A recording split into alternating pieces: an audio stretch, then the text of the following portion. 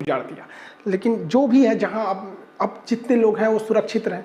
बहुत खतरनाक है। देखिए ये कोरोना कितना खतरनाक है ये उसी से समझ सकते हैं जिन्होंने इसको झेला है, जो इसे करीब से देखा है। वो कभी इसको मजाक में नहीं ले सकते। अगर आप तीसरे चरण से बचना चाहते हैं तो अपने दोनों चरणों को प्लीज घर के अंदर रखिए। आई होप आप तबाही मचाए वेरिएंट्स वगैरह। कप्पा वेरिएंट ये उतना तबाही नहीं मचाया, लेकिन अभी भारत में जीनोम सीक्वेंसिंग में एक और वेरिएंट पाया गया जिसका नाम है डेल्टा प्लस वेरिएंट। अब ये डेल्टा प्लस वेरिएंट इतना खतरनाक, एक तो डेल्टा खतरनाक है, उस पर से डेल्टा प्लस वेरिएंट पर देखा गया है कि वैक्सीन काम नहीं कर पाती है। इसलिए लोगों को जरूरी है कि वो अभी से ज्यादा वैक्सीन ले सके, ताकि वो लोग कोरोना के अलग वेरिएंट से तो कम बच सके। अगर वैक्सीन नहीं लेगा कोई, और सपोज कीजिए कि उसे कोई नॉर्मल सा ही कोरोना हुआ जिसमें बीटा टाइप का ही हो गया, ये नॉर्मल ही, ऐसा नहीं है कि ये केवल और केवल अफ्रीका में ही पाया जाएगा, हर जगह पाया जाता है, लेकिन ओरिजिन हुआ इसलिए कहते हैं। तो मान के चलिए कोई बीटा से संक्रमित हो गया, अब वो थोड़ा सा सीरियस है, हॉस्पिटल जाएगा तो बच जाएगा। और अगर उसे हॉस्पिटल लेके गया और हॉस्पिटल में कोई डेल्टा प्लस वाला मिल गया, डेल्टा वाला भी मिला तो कोई दिक्कत नहीं, डेल्टा प्लस वाला मिल गया तो सोच रहा उसको ईओ दे देगा। अब वो सोच रहे ये इस सब से तो आदमी बचा सकता है। डेल्टा प्लस वेरिएंट जो है वो काफ़ी ज़्यादा खतरनाक है, इसलिए अभी वैक्सीन लेके रेडी रखिए लोग, ताकि बीमार उमार पड़े तो घरे ही ठीक हो सके। हॉस्पिटल में ज़्यादा दौड़ने की ज़रूरत नहीं है, वरना वहाँ अपने ही लोड ज़्यादा है। तो ये एक खतरनाक स्थिति भारत के सामने आती दिख रही है। हालांकि वैज्ञानिकों ने कहा है कि इसकी संख्या बहुत कम देखी गई है, लेकिन देखिए कोरोना शुरुआत में भी तो कम ही देखा गया था। डेल्टा वेरिएंट को भी नवंबर दिसंबर में ही गवर्नमेंट को बोल दिए थे साइंटिस्ट सबकी एक ऐसा वेरिएंट है, लेकिन आके तबाही तो मचा ही दिया। थर्ड वेव में ऐसा हो सकता है कि डेल्टा प्लस वेरिएंट को देखा जाएगा, क्योंकि अगर आप पुराना ग्राफ को देखेंगे तो जो पिछले साल यानी 2020 में जो कोरोना आया था उसका जो ग्राफ उठा था, फिर अचानक डाउन हुआ, फिर इस तरह से जो अभी का चल रहा है, तो पिछले साल 11 सितंबर 2020 को पीक आया था और उस समय 97,654 यानी लगभग 98,000 मरीज मिले थे। उसके बाद ये पीक डाउन हो गया दिसंबर के महीने में। उसके बाद हमें 3 महीने की टाइम मिली, जनवरी, फरवरी और मार्च। 3 महीने के बाद अगले चौथे महीने से सेकेंड वेव चालू हो गया, यानी अप्रैल से सेकेंड वेव ये चालू हो गया, जो अभी हम लोग झेल रहे हैं। सेकेंड वेव का जो पीक है वो 6 मई को देखा गया था। उस समय हमारे यहाँ 4,14,000 केस देखे गए थे। सेकेंड वेव जो अभी चल रहा है, ये सेकेंड वेव चालू हो गया, यानी अप्रैल से सेकेंड वेव ये चालू हो गया, जो अभी हम लोग झेल रहे हैं।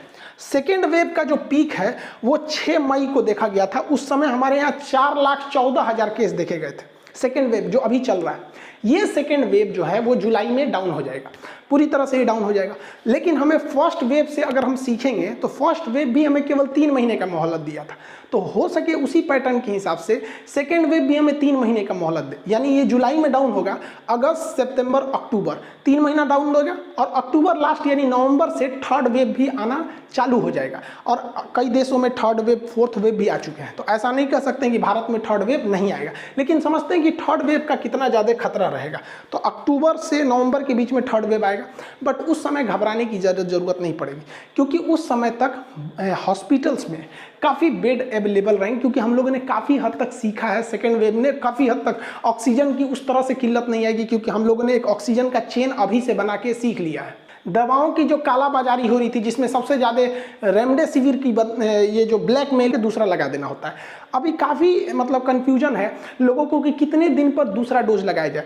तो कोवैक्सीन है, ये तो बहुत कम लोगों को लगा और ये 28 दिन के गैप पे लगा है।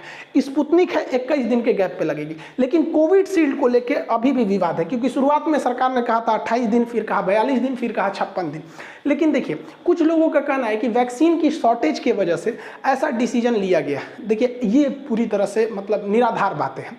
कई देशों में यूरोपीय यूनियन ने कहा है कि 12 सप्ताह का, जबकि ब्रिटेन ने कहा है कि 8 सप्ताह का, WHO कह रहा है कि 12 से 16 सप्ताह का गैप कीजिए। तो एक एवरेज निकाल के हम आपको बता रहे हैं, सप्ताह में लोगों का दिमाग काम नहीं करता है कि कितना दिन बोलना चाह रहा है। तो अगर आपने कोविशील्ड लगा रखी है, अमूमन आपको कोविशील्ड ही लगा होगा, हम भी कोविशील्ड ही लगाए हैं, हमको भी अब लगभग 35 दिन के आसपास हो गया लगाए हुए। तो कोविशील्ड का अभी के समय में आप 80 दिन के आसपास में लगवा दीजिए। 80 दिन के 1-2 दिन पहले भी हो सकता है, मतलब चलिए 80 से 90 दिन के बीच में आप लगा लीजिए। अब बाकी दिमाग मत लगाइए कितना सप्ताह कितना नहीं, जोड़ के 80 से 90 दिन।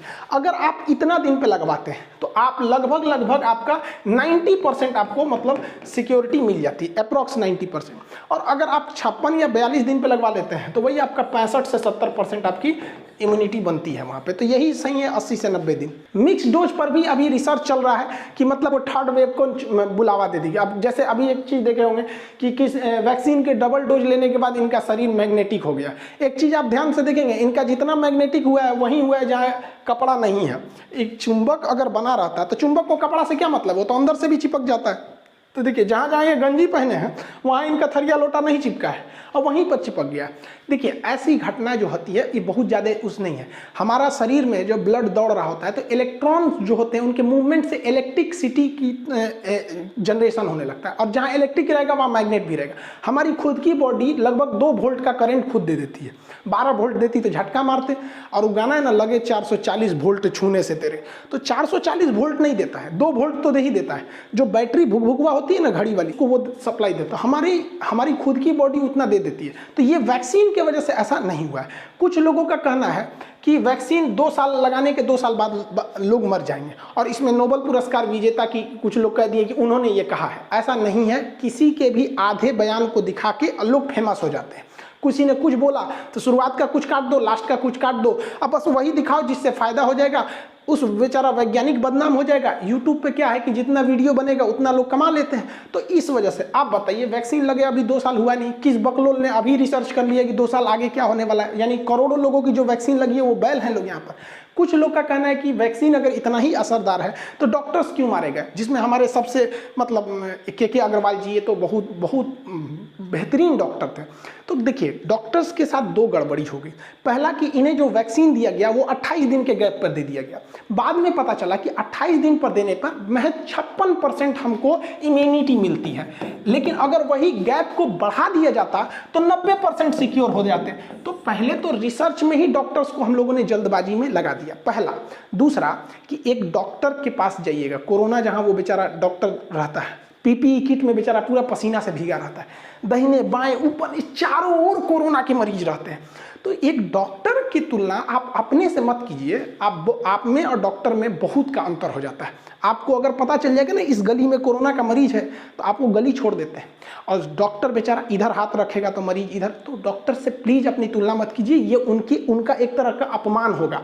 वो इस दौर में भी बेचारे कितने डॉक्टरों ने जान गंवा दिया, उस पर कुछ लोग मजाक बना रहे हैं उनका, ये गलत बात है। एक और अफवाह फैला है कि नपुंसक हो जाते हैं, एकदम ये मिथ है, एकदम गलत बात है। ऐसा कोई नपुंसकता नहीं हो जाती है भैया, ये नपुंसकता से इसको कोई लेना देना नहीं है। बहुत से जगहों पे अफवाह फैला रहता है। ऐसा अफवाह पाकिस्तान में आपको बहुत ज़्यादा देखने को मिलेगा पोलियो के ड्रॉप पर।